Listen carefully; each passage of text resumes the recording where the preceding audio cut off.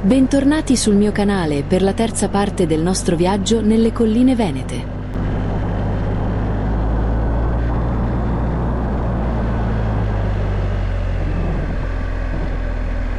Oggi inizieremo il viaggio portandovi al lago di Revine.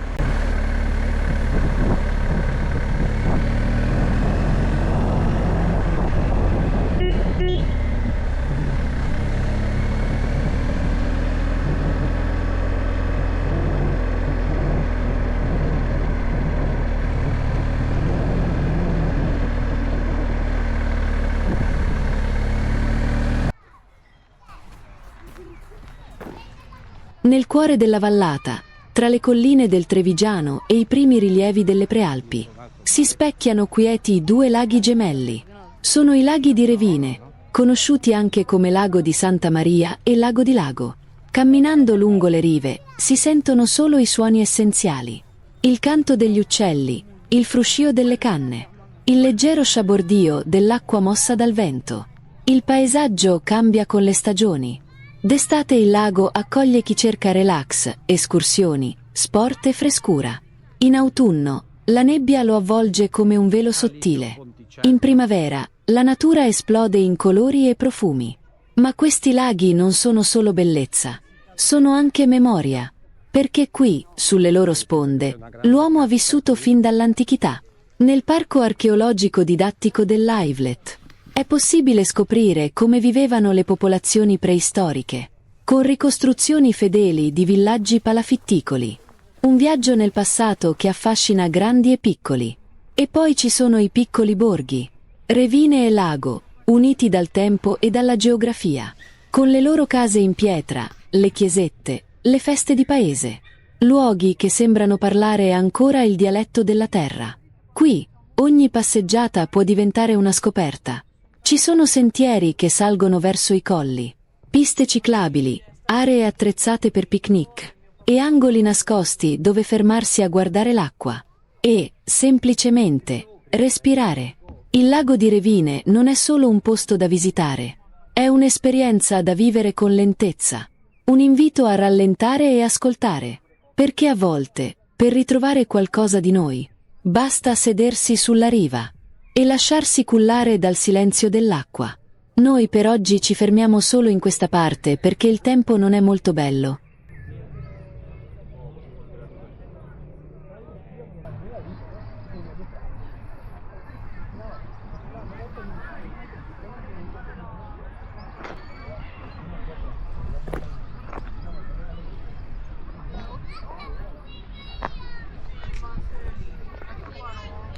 Riprendiamo il nostro viaggio e vi portiamo a Valdobbiadene, un piccolo borgo che profuma di vite, di storia e di festa. Qui, tra filari infiniti di vigneti e strade che si arrampicano lente, si produce un vino che ha fatto il giro del mondo.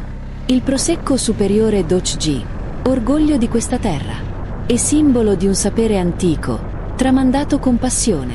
Passeggiando per le colline, patrimonio dell'umanità UNESCO, si capisce subito che questo paesaggio non è solo bello, è vivo. Ogni vigna ha la sua storia, ogni pendio è frutto di fatica e amore per la terra.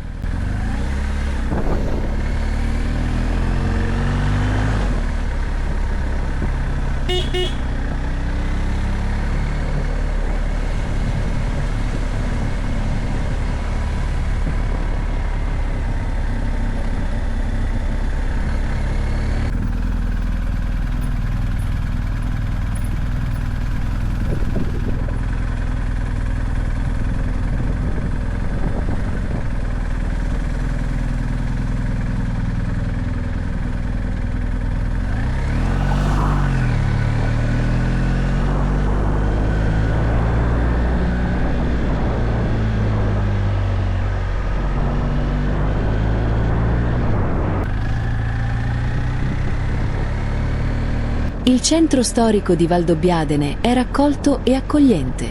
Piazze, portici, caffè. La vita scorre lenta, tra un bicchiere di vino e una chiacchiera tra amici. Qui la gente saluta ancora per nome. E ogni stagione ha la sua festa, la sua sagra, i suoi sapori. Tra le tappe da non perdere c'è la pieve di San Pietro di Barbozza, uno dei simboli religiosi e storici del territorio, così come le osterie tradizionali, dove si assaggiano cicchetti, formaggi locali, salumi e naturalmente un buon calice di prosecco. E poi c'è la strada del vino, che attraversa borghi, cantine e colline, offrendo scorci da cartolina a ogni curva. E dopo aver mangiato dell'ottima carne di asado e esserci rilassati un po' con della ottima musica, che purtroppo abbiamo dovuto oscurare, terminiamo qui la terza puntata di questo viaggio tra le colline venete. Se il video vi è piaciuto mettete un like ed iscrivetevi al canale per non perdere l'ultima tappa di questo viaggio.